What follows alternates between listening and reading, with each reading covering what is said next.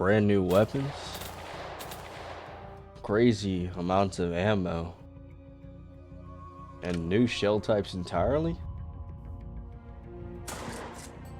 Welcome to Handmade-Guns Overdrive. Hey everyone, it's time for the long overdue Handmade-Guns Overdrive 2.0 review. First, I'm going to start off on how to install it. You just go to the modders page or the CurseForge page. You download the main jar, and then you download the zip, which is that actual content pack.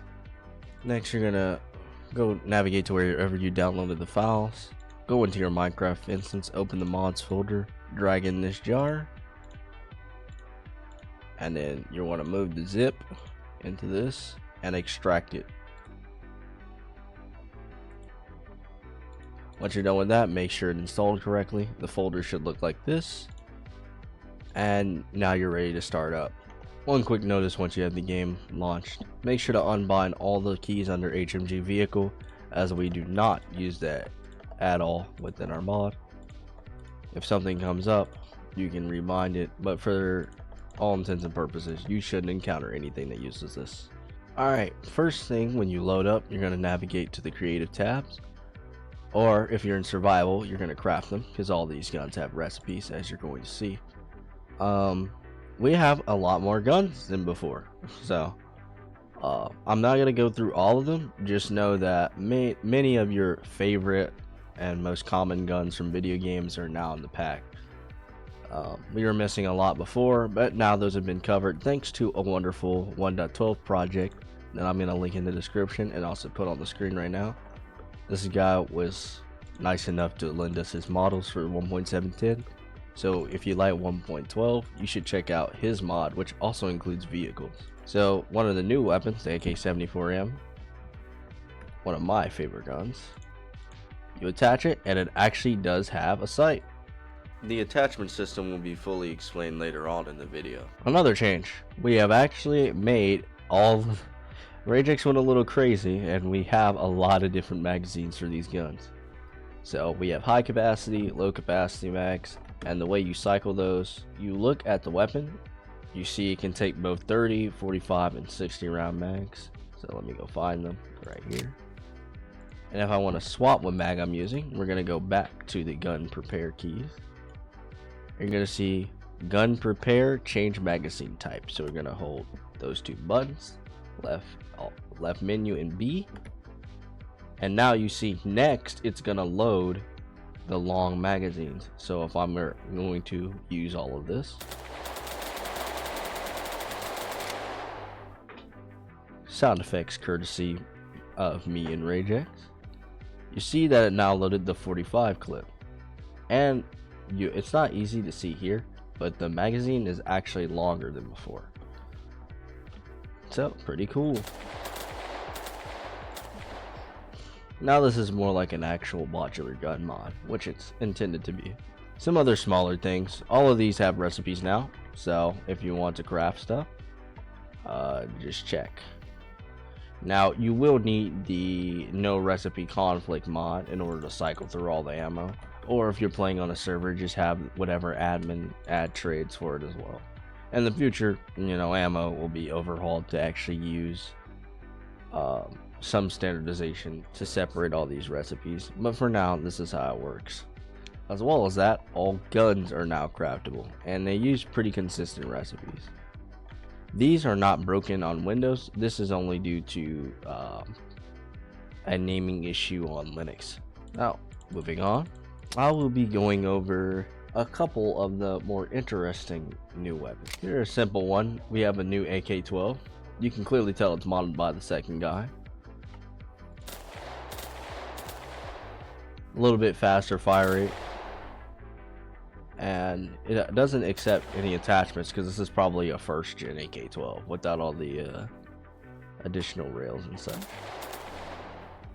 As you can see, really good mono. Moving on, next we have one of the most fan favorite weapons, the P90. Very little damage, but the fire rate's ridiculous. Oh, it's on semi. To change that, we can go back into the keys, and we're gonna find cycle selector. Now with this, because I have gun setting modification set to none, I only actually need to hit this key to change it. So I'm going to change it to one of my side mouse buttons, and now it's full auto. Execute it. It's deaf my volume of fire.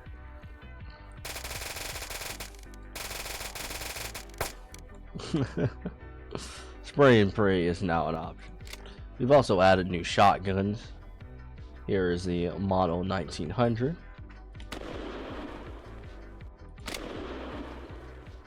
Now you will notice that buckshot actually behaves the way it's supposed to in real life. If you hold steady the shotgun, you're gonna annihilate whatever's in front of you from a pretty decent distance. However, that's a much harder task because it doesn't accept scopes, and it's kind of hard to zero what you're firing at. The 870 has gotten a couple of new rounds. I'm going to be showing off the slug. Now, if you know a lot about guns, you know that slug is actually the same size as a 50 cal. So when you have a 12 gauge slug, it does something interesting. You can land it. It's basically the same damage as an armor piercing sniper. Yeah, with the 870 specifically, you can have a couple of different rounds.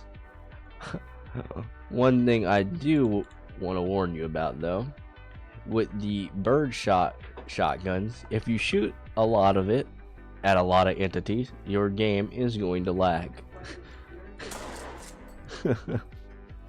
There's not much we can do to avoid that. Another fan favorite has been added, the Car 98.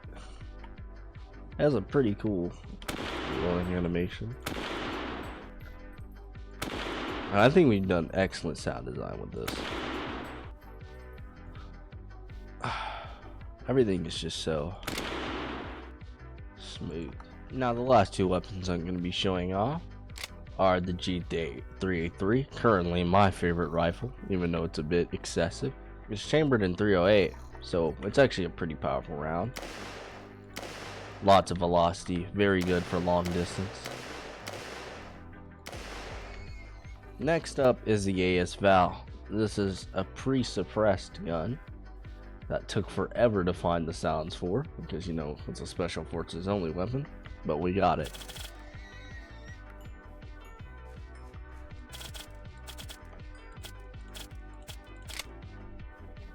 I think that sound is pretty damn nice. Now to get into some of the new systems that now actually work properly. We have added a functional attachment system.